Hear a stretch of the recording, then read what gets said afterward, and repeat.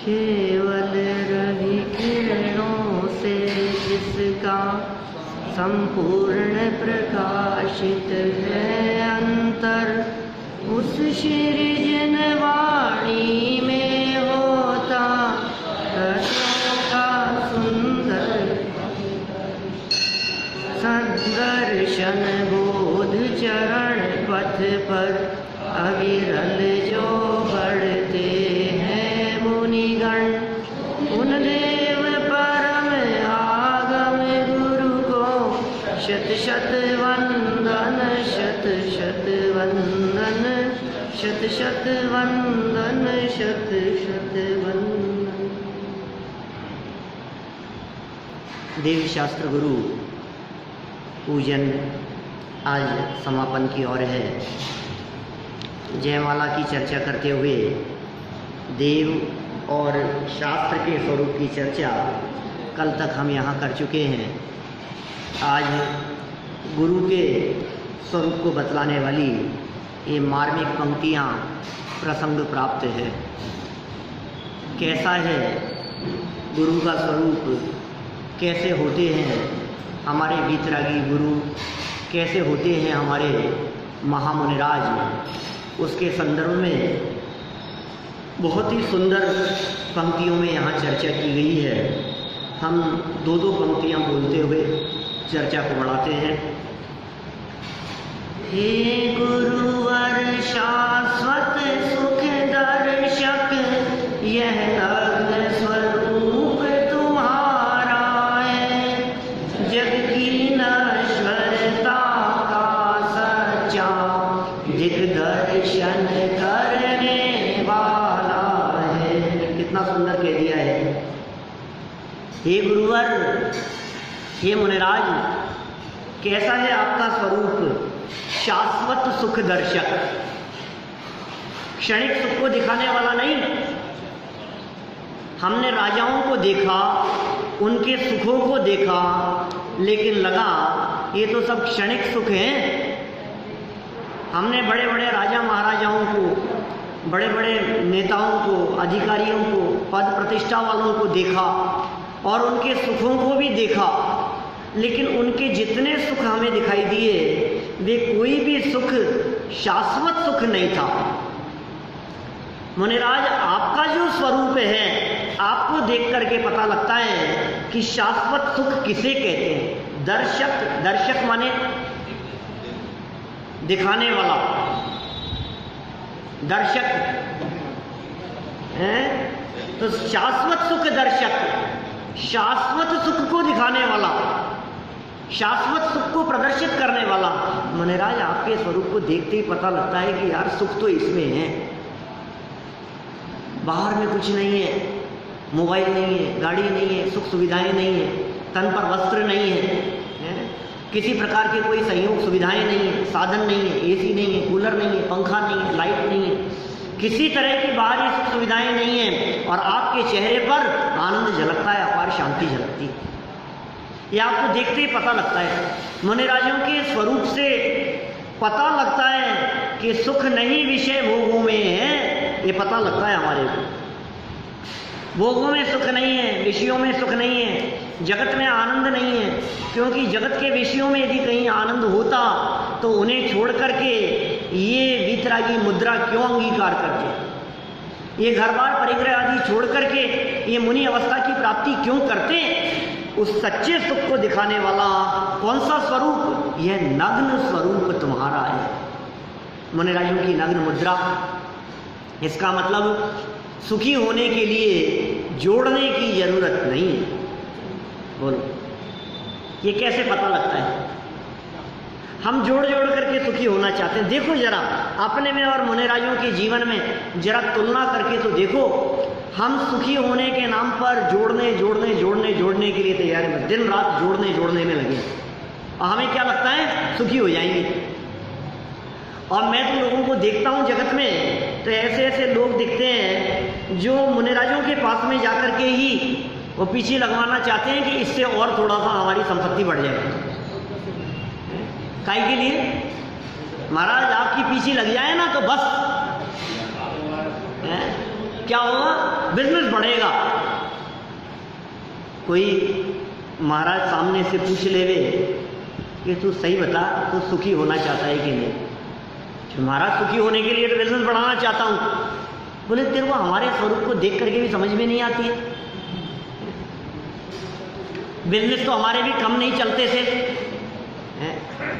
दुकानदारी तो हमारी भी बहुत चलती थी, व्यापार तो बहुत था, लंबा चौड़ा राजपाट तो हमारी लाइफ में भी था, लेकिन उसमें सुख नहीं है, इसलिए तो हमने उसका त्याग किया और तू हमसे ही उसकी आकांक्षा करता है। क्या हो गया तेरे? उसमें सुख नहीं है ना। उनका जीवन क्या बतला रहा है? बतलाओ। मुनिराजों का जीवन क्या प्रदर्शित करता है? एक लाइन के अंदर सारा रहस्य बतला दिया। यहाँ विषय भोगों के प्रति आसक्ति टूट जाए हमारी, जगत की तरफ दौड़ते हुए एकदम कदम रुक जाए। कहाँ दौड़ रहा है इस अंधी दौड़ में? कहीं अंत दिखाई देता है तेरे को? कहीं लगता है कि इस स्टेप पर जाकर के रुक जाऊंगा मैं, ये मेरी मंजिल है, 1 करोड़ चाहिए कि 5 करोड़ चाहिए, 25 करोड़ चाहिए या 500 करोड़ चाहिए? कहाँ जाकर के रुकेगा? बतला। कहीं रुकने का नाम ही नहीं लेती है ये दौड़, कहीं रुकने का नाम नहीं लेती है। वो कौन है नंबर 1 पर? अंबानी है?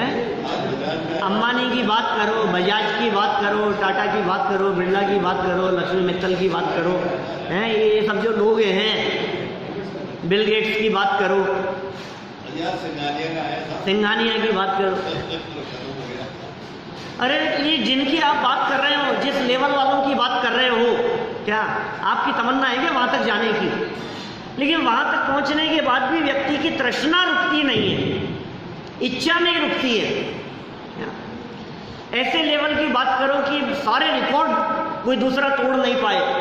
सचिन तेंदुलकर जैसे की बात करो, अमिताभ बच्चन जैसों की बात करो, तो ऐसा ऐसा ऐसा अंत नहीं है, अंत नहीं है। कौन सी जगह पर जाकर के हमारी तृष्णाएं रुकेंगी? इनको देखो जो सुख स्वरूप दिखा रहे हैं। हे गुरुवर शाश्वत सुख दर्शक, यह लग्न स्वरूप तुम्हारा है। क्या दिखाता है? जग की नश्वरता का सच्चा दिग्दर्शन करने वाला है। जग की नश्वरता का दिग्दर्शन कराता है ये। इससे हमारे को पता लगता है कि ये जग नश्वर है, ये जग क्षणिक है, इन जगत के पदार्थों में कहीं आनंद नहीं है। हे भगवान, आपको देख देख करके हमारे को इन बातों का पता लगता है। भगवान मतलब मुनिराज। हे मुनिराज, आपके स्वरूप को देखकर जग नश्वर है, नाशवान है, ये संपत्ति शाश्वत नहीं है। अपनी टेम्परेरी लाइफ में हर चीज परमानेंट तलाशता है। क्या जॉब परमानेंट होनी चाहिए साहब? क्या बाजार से जाकर के कोई सामान खरीदने की बात करता है, परमानेंट चाहिए साहब, ड्यूरेबिलिटी होनी चाहिए। कि तेरे लाइफ की कितनी ड्यूरेबिलिटी है ये बताए तेरे को?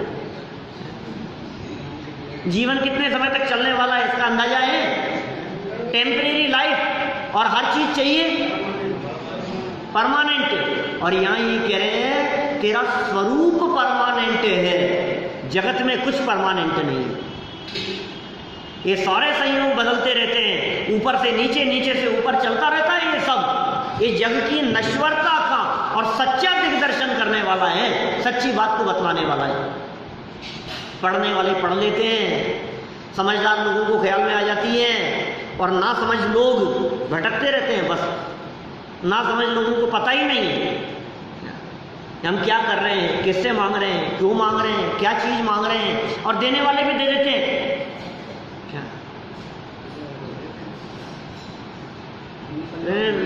पहले भी कही ये बात कह दी थी मैंने, एक मुनिराज से चर्चा करते हुए ये बात। उन्होंने आशीर्वाद दिया किसी को, फिर बाद में हमने अकेले में बात कह दी उनसे। मैंने कहा महाराज सच बतलाओ, आपने जो आशीर्वाद दिया है, इस आशीर्वाद से ये सुखी होगा कि नहीं होगा? और यदि ये इस आशीर्वाद से सुखी हो जाएगा तो आपने क्यों छोड़ा था? इसमें नहीं है ना। हम तो ऐसा आशीर्वाद देते हैं कि आपकी दुकानदारी जल्दी से बंद हो जाए। क्या क्या बात कर रहे हो आप? सुमत प्रकाश जी बतलाते हैं ऐसी बात। किसी ने बुलाया अपने मुहूर्त में दुकान के उद्घाटन में और उन्होंने ऐसा आशीर्वाद दिया, बोले क्या बात कर रहे हो आप? कि हाँ हाँ क्या हम ये आशीर्वाद देंगे कि तुम्हारी दुकानदारी खूब चलती रहे, खूब बढ़े, तुम्हारा व्यापार बिजनेस दिन दुगुना रात चौगुना बढ़े। ऐसा आशीर्वाद देकर के हम ये चाहेंगे कि तुम धर्म से दूर हो जाओ, हम चाहेंगे कि तुम मंदिर आना बंद कर दो। क्या करें साहब, बिजनेस इतना चल रहा है, ऐसा फुर्सत ही नहीं मिलती है मंदिर आने की।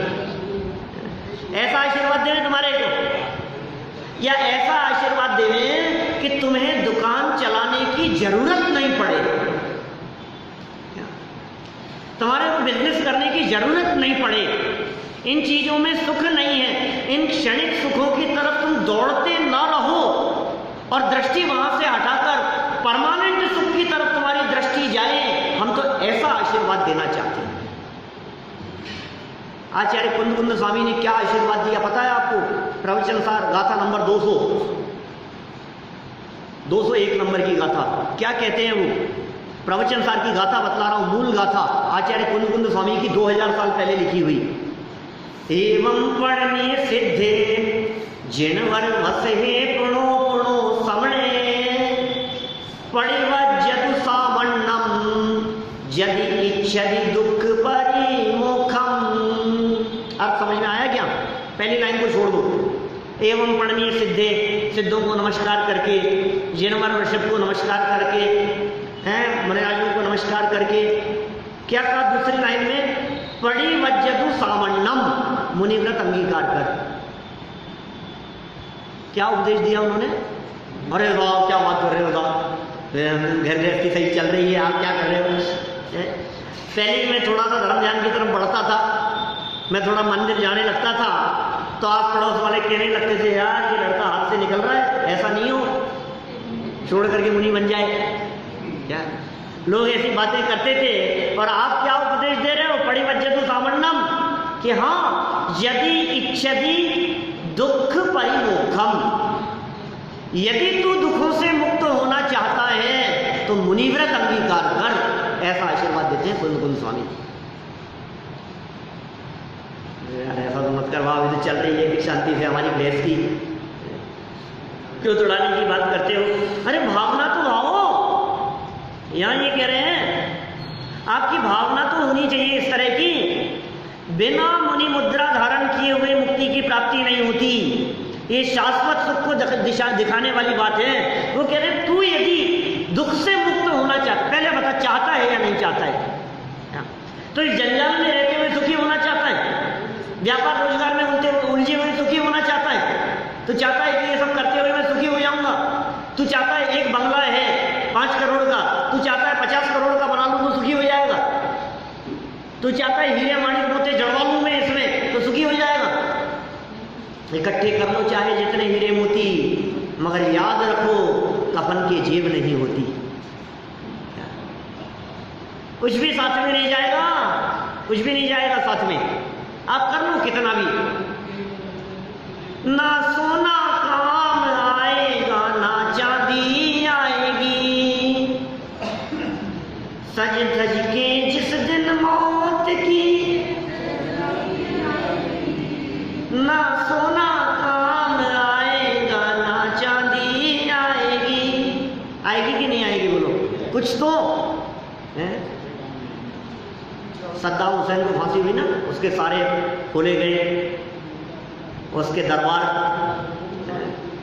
तो ऐसे सोने के वॉच में से निकले अंदर, गोल्ड के डायमंड जड़े हुए ऐसे नल, क्या सामने मिरर लगा हुआ है, चारों तरफ डायमंड लगे हुए हैं उसके।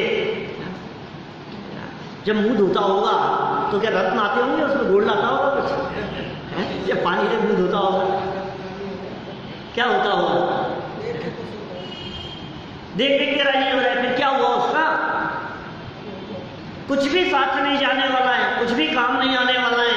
इनमें सुख नहीं है, इनमें शांति नहीं है, इस दौड़ में आनंद नहीं है। जिनके पास में सब कुछ है वे राजा कहलाते हैं, और जिन्होंने सब कुछ त्याग कर दिया है वे महाराज कहलाते हैं, वे मुनिराज हैं। हे मुनिराज, आपका जो स्वरूप है वो स्वरूप शाश्वत सुख को दिखाने वाला है। जग की नश्वरता का सच्चा दिग्दर्शन करने वाला है, सच्चे सुख को दिखाने वाला आपका यह स्वरूप है। हो गई 2 लाइनें। दिग्दर्शन, दिग्दर्शन का मतलब क्या हुआ? दिखाने वाला, दिग्दर्शन करने वाला है, दिखाने वाला है, जगत की नश्वरता का स्वरूप दिखाने वाला है। कैसा है मुनिराजों का स्वरूप? ये तो उन्होंने एक सैद्धांतिक बात कह दी, महिमा वाली बात कह दी कि महाराज ऐसा आपका स्वरूप है जो सुख दिखाता है, जग की नश्वरता दिखाता है, सच्चा स्वरूप बतलाता है। लेकिन स्वरूप कैसा है मुनिराज आपका, वो आगामी लाइनों में कहते हैं। ये 2 क्लियर हो गई, वापस पढ़ो इन दोनों लाइनों को। गुरुवर शाश्वत सुख दर्शक, यह नग्न स्वरूप तुम्हारा है, जग की नश्वरता का सच्चा दिग्दर्शन करे। जब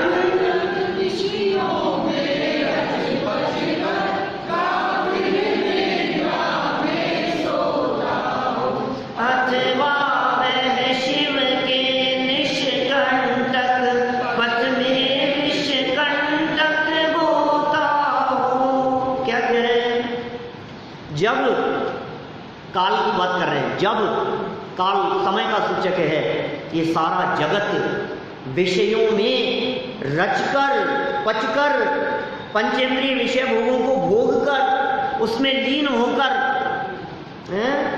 गाफिल निद्रा में सोता हो, रात्रि में अपने घर में गृहस्थी में टीवी देखते देखते भोगों को भोग कर थक हार कर पजल होकर जब ये जीव सो जाता है, जब सारा जगत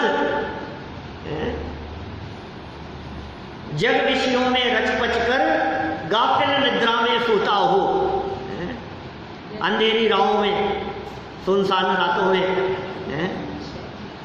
शहंशाह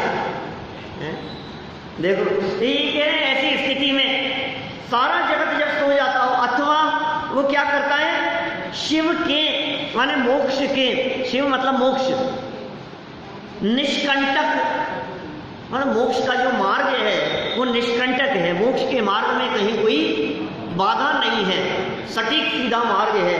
उस पथ में विषकंटक बोता हो, सारा जगत क्या काम कर रहा है, भोगों में रचपच करके मानो मोक्ष के मार्ग में बाधा कर रहा है। मोक्ष के मार्ग में जब बाधक हो रहा है, सारे जगत का ऐसा स्वरूप है।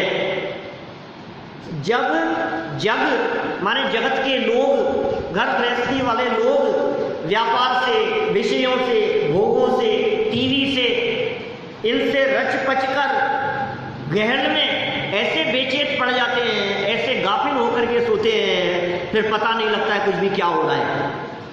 क्या थक हार करके ऐसी गहरी नींद में सोते हैं, फिर चाहे कुछ भी हो जाए, घर लुट जाए, पता ही नहीं लगता है, सोते ही रह गए, पता ही नहीं कैसी गहरी नींद आई कि फ्लाइट छूट गई, पता ही नहीं कैसी गहरी नींद में कुछ होश नहीं हमारे को, गाफिल निद्रा में सोता हो।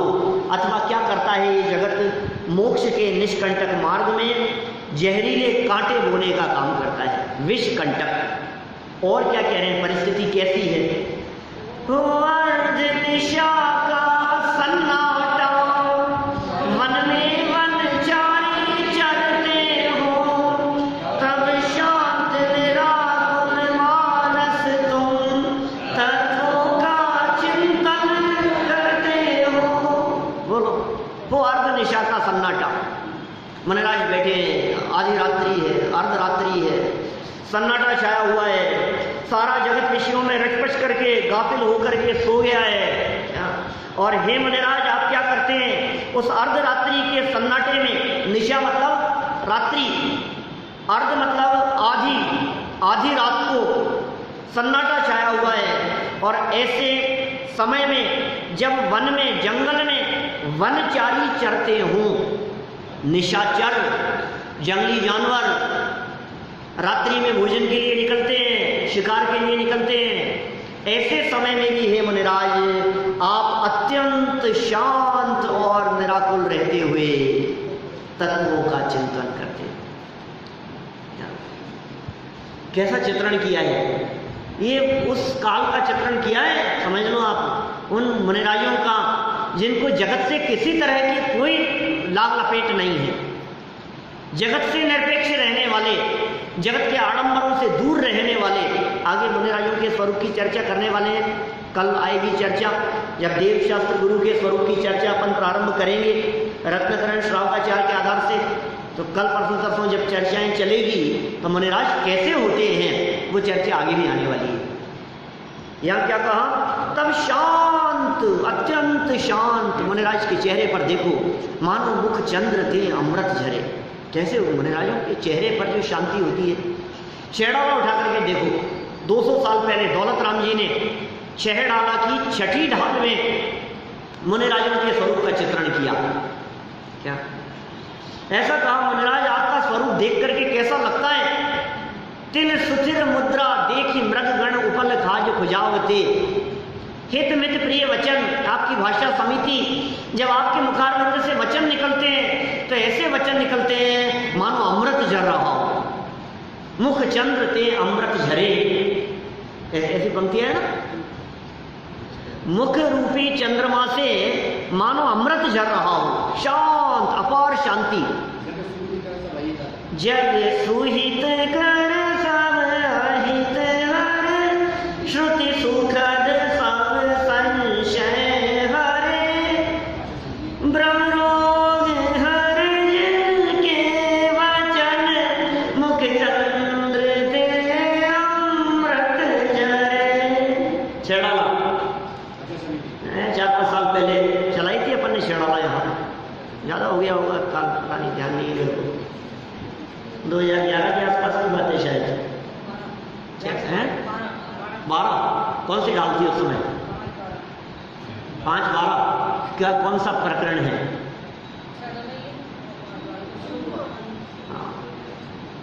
5-12 मतलब मई 2012, दिसंबर 5 दिसंबर 2012। अच्छा, 5 दिसंबर 2012 में शुरू की, तो 5 साल पुरानी बात है। बहुत सुंदर चर्चा है, एक एक पंक्ति इतनी मार्मिक है, कैसे स्वरूप को बतला रहे हैं, यहाँ उन मुनिराजों के स्वरूप को बतला रहे हैं। कैसे होते हैं मुनिराज। निसंग है जो वायु सम, निर्लेप है आकाश सम, निज आत्मा में विहरते जीवन न पर की आसते। जिनके निकट सिंहादि पशु भी भूल जाते क्रूरता, उन दिव्य गुरुओं की अहो कैसी अलौकिक शूरता। वो मुनिराज कैसे शूरवीर है, कैसा अलौकिक स्वरूप है उन मुनिराजों का, है कैसा अद्भुत अलौकिक स्वरूप कहा है उन मुनिराजों का। बोलो, माने जिन मुनिराजों के शांत स्वरूप को देखकर क्रूर प्राणियों की भी क्रूरता शांत हो जाए, ऐसा स्वरूप है। क्रूरता लेकर के आए थे प्रहार करने के लिए, और जैसे उनके स्वरूप को देखा सारी क्रूरता गायब हो गई, अब क्रूरता ही मिट गई। ऐसा शांत स्वरूप है, इसे कहते हैं शांति। आपके मन में बहुत तेज गुस्सा आ रहा था, इतना तेज गुस्सा करूंगा बच्चे के ऊपर, और बच्चे के मुस्कुराते हुए चेहरे को देखकर आपका पूरा गुस्सा गायब हो गया। अब क्या गुस्सा करूँ इसके ऊपर, बच्चे को देखकर। तो उस बालक को देख करके, उसकी मुख मुद्रा को देख करके भी जब आपका क्रोध गायब हो सकता है, तो मुनिराजों की शांत मुद्रा को देखकर क्रूर प्राणियों का क्रोध और विकार ये कहाँ गायब हो जाए पता नहीं लगता है। तब शांत निराकुल मानस तुम, ऐसे मनुष्य आकुलता से रहित हैं, अत्यंत शांत हैं। काम क्या करते हैं, तत्वों का चिंतन करते हैं, वस्तु स्वरूप का विचार करते हैं, आत्मा और परमात्मा का चिंतन करते हैं। मैं कौन हूँ, परमात्मा कौन है, अपने स्वरूप की लीनता, स्वभाव के आनंद की चर्चा, अतीन्द्रिय आनंद में निमग्नता, उसमें लीनता, स्वाभाविक आनंद, अतीन्द्रिय आनंद, अद्भुत आनंद, ज्ञान दर्शन सुख वीर्य चारित्र आदि अनंत गुणों की अस्थि की मस्ती में झूमते हैं। क्या स्वरूप है उन मुनिराजों का, तत्वों का चिंतन करते हैं। जीव तत्व हूं मैं हूं जीव तत्व, अजीव न्यारा, आश्रम न्यारा, बंध संवर निर्जन मोक्ष आदि तत्व, वो सब न्यारे न्यारे। और ऐसी परिस्थितियों में अतीन्द्रिय आनंद का रसास्वादन करते हुए, तत्वों का चिंतन करते हुए वे मुनिराज बाहरी परिस्थितियां कैसी भी हो उसकी परवाह नहीं किया करते। कैसी परिस्थितियों में रहते हैं उन परिस्थितियों का चित्रण किया है आगे। करते तप शैल नदी तट पर तरतल वर्षा की झड़ियों में समता रस पान किया करते, सुख दुख दोनों की घड़ियों में। क्या कह रहे हैं साहब, गजब हो गया। करते तप, तपस्या करते हैं हमारे महामुनिराज जी। कहाँ करते हैं तपस्या? शैल, पहाड़ों पर। शैल मतलब पहाड़, पर्वत, पर्वतों पर, या फिर नदी तट पर, नदियों के किनारे, झरनों के किनारे। अरे बड़ा मजा आता होगा वहां तो, झरनों के किनारे जब बैठ करके ध्यान करते हैं, अपना भी तो मन होता है चलो यार क्या झरने झरते हैं वहां तो है। कहाँ कहाँ फॉल गिरते रहते हैं, नागरा फॉल है, देखने के लिए जाते हैं लोग। और दुनिया भर के अलग अलग, रूबी फॉल्स उधर एटलांटा के पास, तो अलग अलग ऐसा लगता है हमारे भी क्या है यार, गजब गजब जगह। और मुनिराज ऐसी जगह पर, और कहाँ पर्वतों के ऊपर, हिल स्टेशन पे। मेरे यार मुनिराजों की तो बहुत ठाठ है कि नहीं भाई सुनो तो सही, बात तो सुनो। कब लेकिन ये तो बताओ। उन गर्मी के दिनों में, जिन गर्मी के दिनों में पहाड़ पर चढ़ना कोई पसंद नहीं करता, जब ये पहाड़ियां जेठ माह की गर्मी में तपती हों, ऐसे समय में मुनिराज एकांत स्थान तलाशते हुए उन पहाड़ की चोटियों पर जाकर के तपस्या करते हैं।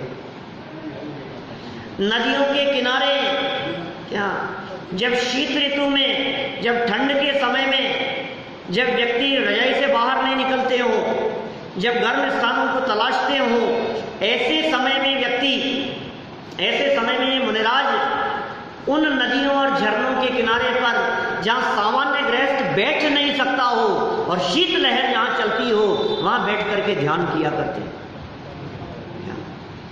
जगत से दूर रहने के लिए, जगत से कट जाने के लिए भीड़ में आकर के नहीं, एकांत स्थान तलाशते हैं जहाँ बहुत भीड़ हो, जहाँ बहुत पब्लिक हो, जहाँ बहुत लोग हो, जहाँ परेशान करने वाले हो, जहाँ छूने वाले हो, जहाँ आकर के चर्चा, ध्यान, साधना और आराधना में बाधक हो। क्या पारस जी बतला रहे थे मेरे को एक बात, इन्होंने पूछा प्रमाण सागर जी महाराज से, और जवाब दिया उन्होंने कि क्या करें, ये ऐसे ऐसे जंजाल है, ये सभी ये लोग, गृहस्थ लोग, ये साधना और आराधना के लिए समय नहीं मिल पाता है, ये उलझाए रखते हैं, लोग पीछा नहीं छोड़ते। बोलो, ये ऐसा स्वरूप, ऐसी हालत है, जगत के लोग जहाँ देखो वहाँ तुरंत आकर के घेर लेंगे, आकर के बैठ जाएंगे। लोग कभी कोई आ रहा है, कभी कोई आ रहा है, कभी कोई आ रहा है, क्या हालत है ये। मुनिराज को कैसी जगह चाहिए? शांत जगह चाहिए, अत्यंत शांत, जहाँ बैठ करके आराधना कर सके। और तरुतल पेड़ के नीचे कब बैठते हैं? वर्षा की झड़ियों में, वर्षा में नहीं, पानी झड़ रहा है, एक एक बूंद गिरता रहता है पानी। विकास जी, अपने को लगता है यार बरसात के दिनों में पेड़ के नीचे बैठना तो बड़ा अच्छा है, बरसात का समय हो, हम भी जब बरसात आ रही होती है तो क्या करते हैं, बाइक रोककर पेड़ के नीचे खड़े हो जाते हैं बारिश से बचने के लिए। सुनो भाई, बारिश के समय में तो आप पेड़ के नीचे खड़े हो गए, लेकिन बारिश रुक जाने के बाद भी जरा पेड़ के नीचे खड़े होके देखो, अब क्या होगा? बारिश रुक जाने के बाद में क्या होता है? मुनिराज तो ध्यान कर रहे हैं, बारिश भले ही बंद हो गई हो, लेकिन उनके ऊपर, उनके सर पर, उनके कंधों पर, शरीर पर टप टप टप टप टप पानी गिरता ही रहता है, गिरता ही रहता है, गिरता ही रहता है, वो झड़ी लगी रहती है। जहाँ कोई नहीं बैठना पसंद करे, जहाँ कोई खड़े रहना पसंद नहीं करे, जहाँ कोई जाना पसंद नहीं करे, ऐसे एकांत स्थान में बैठकर मुनिराज आप क्या किया करते हैं? ध्यान किया करते हैं, समता रूपी रस का पान किया करते हैं, समता रस पान किया करते, समता रूपी रस का पान किया करते। कब? सुख और दुख दोनों की घड़ियों में। घड़ियाँ कैसी भी हो, परिस्थिति कैसी भी हो, मौसम सुहावना हो रहा हो चाहे मौसम बहुत ज़्यादा खराब हो गया हो, मंद मंद बारिश हल्की हल्की फुहार चल रही हो या बिजलियां कड़क रही हो और गिरने की स्थिति दिखाई दे रही हो, तूफान भयंकर आ रहा हो, क्या फर्क पड़ता है? समता रूपी रस है, शांति है, हर परिस्थिति में सहजता है। ये सहज है मुनिराजों का जीवन। समता रस पान किया करते, सुख दुख दोनों घड़ियों में। बोल लो एक बार दोनों पंक्तियां। करते तपशैल नदी तट पर,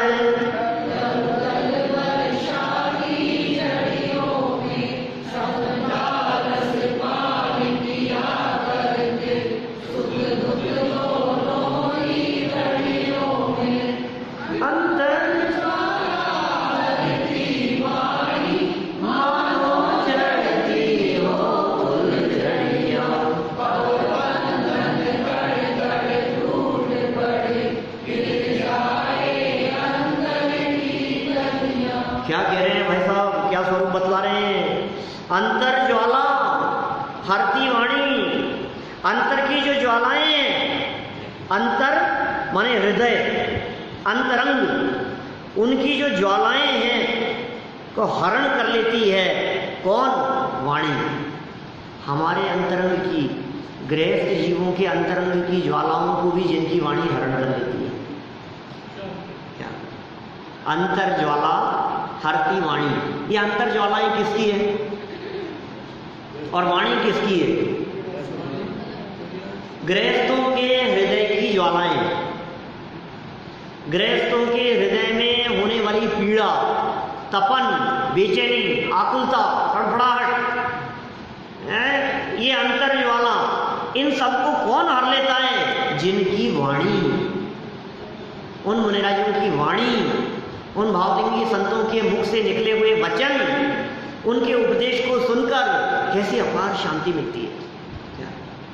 उनकी वाणी को सुनकर के सारी आकुलता भाग जाती है। ऐसा नहीं होता?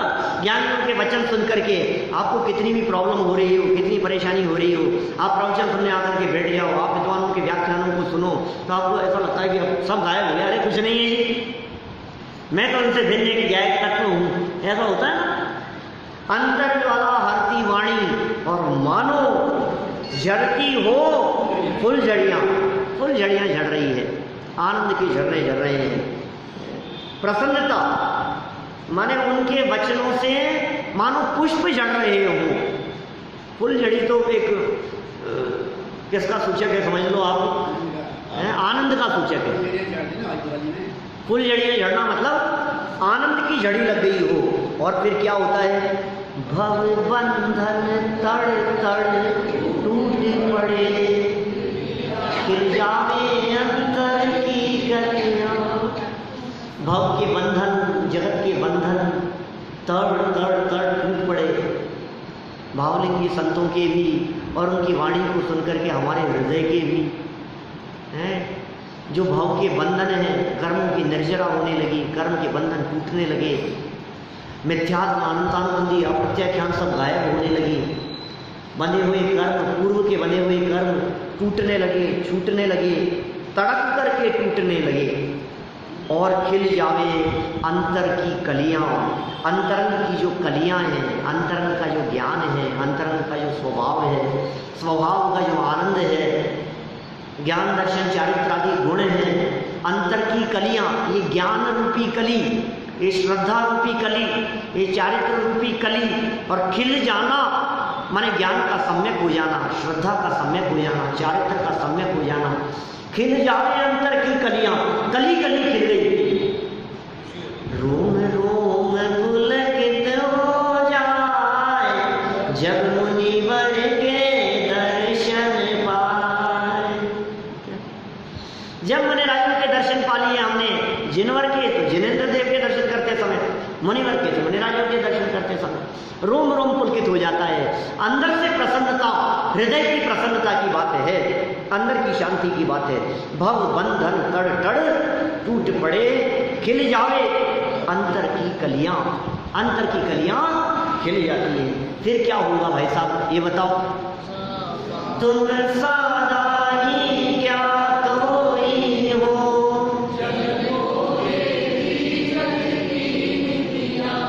दिन रात लुटाया करते हो, सम सम की अविनाश्वर मणिया। क्या है मुनिराज हमारे मणियां लुटा रहे हैं? बोलो।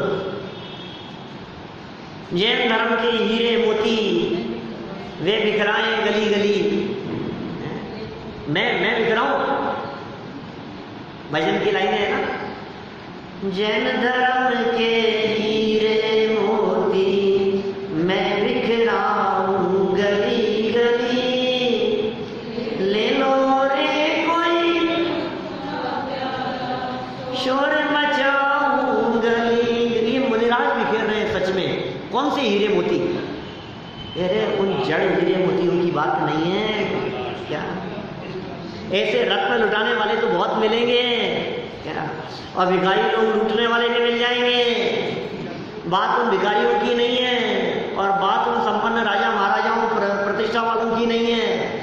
ये जैन धर्म के हीरे मोती हैं स्यादवाद, जैन धर्म के हीरे मोती हैं अनेकांत, जैन धर्म के हीरे मोती है न्याय, अहिंसा, अपरिग्रह।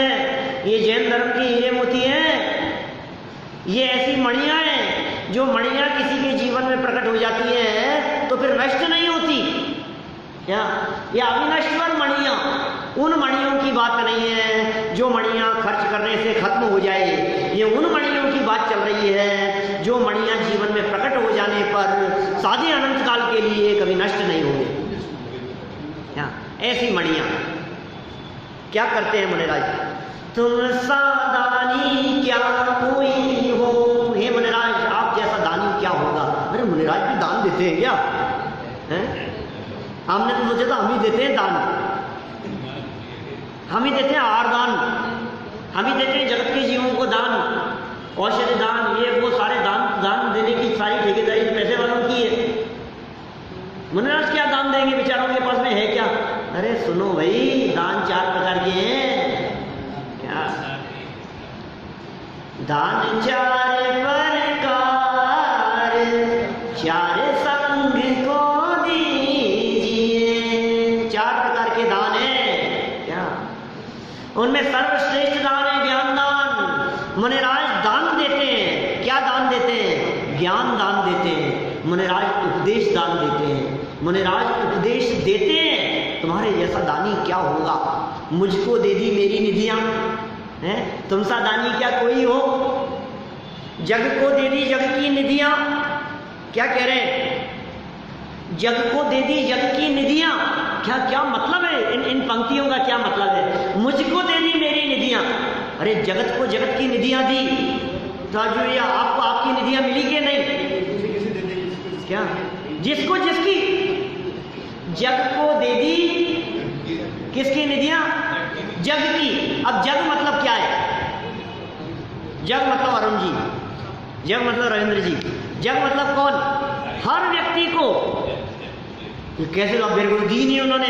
अरे उन्होंने तुम्हारा स्वरूप बतला दिया, तुम्हारी निधियां बतला दी। ज्ञान आदि गुणों का खजाना जो अंदर चैतन्य तत्व जो अंदर भरा हुआ है वो भरा पूरा तत्व उन्होंने दिखा दिया।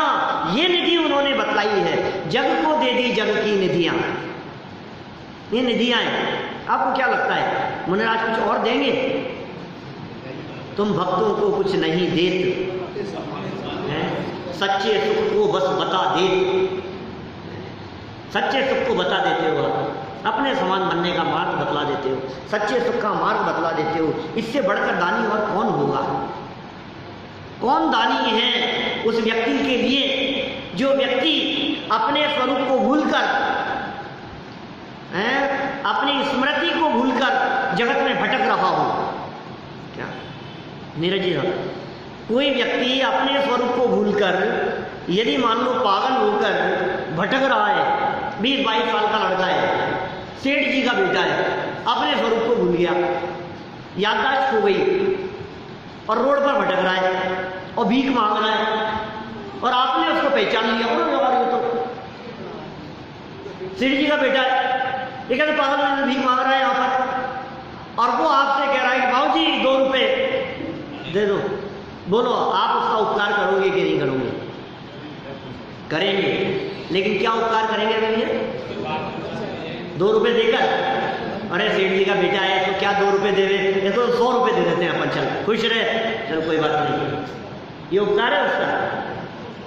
तो क्या देना चाहिए उसको? बोलो, उसको दे दो उसकी निधियां, क्या उसको उसके घर का पता बतला दो, उसे हाथ पकड़ करके उसके घर तक पहुंचा दो, ये उसका उपकार है। तो हम अपने स्वरूप को भूले हुए जगत में भटकने वाले प्राणी, अज्ञानी, मिथ्यात्वी, नादान हैं, नासमझ जगत के प्राणियों को मुनिराजों ने उन्हें आत्म स्वरूप बतलाकर आत्म स्वरूप तक पहुंचने का सच्चा मार्ग बतला दिया। आत्मा में मौजूद अनंत ज्ञान, दर्शन, सुख, वीर्य आदि निधियों से परिचय करा दिया। क्या इससे बढ़कर दानी और क्या होंगे? इससे बढ़कर दानी कहां मिलेंगे आपको? तुम सा दानी क्या कोई हो, जग को दे दी जग की निधियां। और क्या करते हैं? दिन रात लुटाया करते हो सम सम की अविनाश्वर मणियां।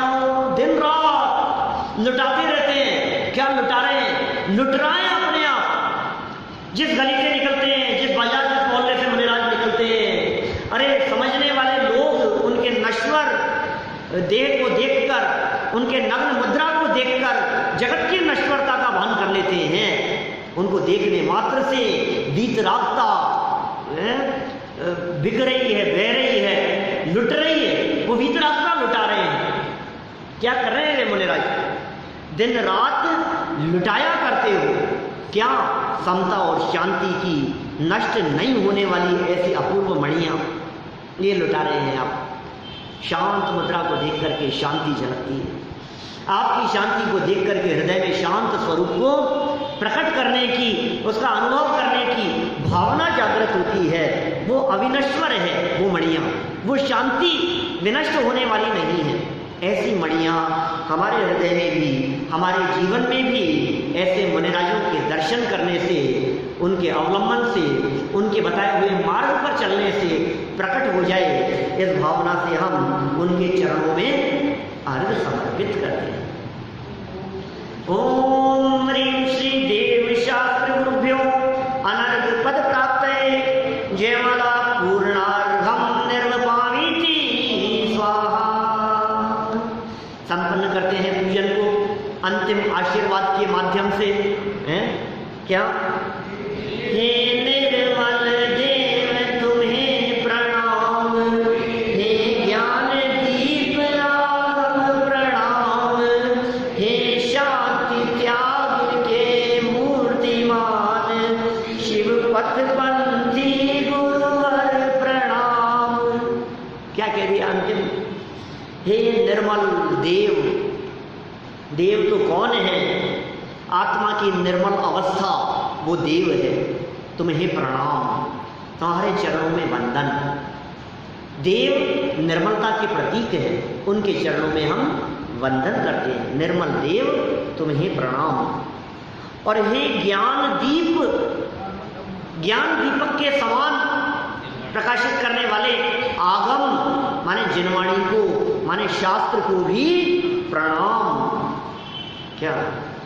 हे निर्मल देव, देव हो गए। हे ज्ञान दीप आगम शास्त्र हो गए।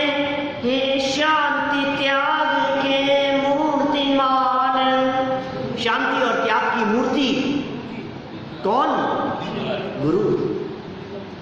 शांति जिनके चेहरे से झलकती हो और त्याग की जो मूर्ति दिखाई देते हैं, दिगंबर मुनिराजों जैसा त्याग जगत में अन्य किसी का नहीं दिखाई देता। बाहर से भी त्यागी है और अंतरंग से भी त्यागी है। निर्ग्रंथ, बहिरंग परिग्रह और अंतरंग परिग्रह से रहित शांति और त्याग की मूर्तिमान शिव पथ पर मोक्ष के मार्ग पर पंथी राहगीर चलने वाले, मोक्ष के मार्ग पर चलने वाले, शिव मतलब मोक्ष, पथ मतलब मार्ग और पंथी मतलब चलने वाले, राहगीर। तो मोक्ष के पथ पर चलने वाले ऐसे राहगीर, ऐसे मुनिराज, ऐसे गुरुवर आपके चरणों में भी बारंबार प्रणाम। इस तरह से देव, शास्त्र और गुरु के चरणों में वंदन करते हुए इत्याशीर्वाद कि वो गुरु अवस्था हमारी भी प्रकट होवे, ऐसी वाणी हमारी भी निकले और ऐसी देव अवस्था हमारे जीवन में भी प्रकट हो, इसी मंगल भावना से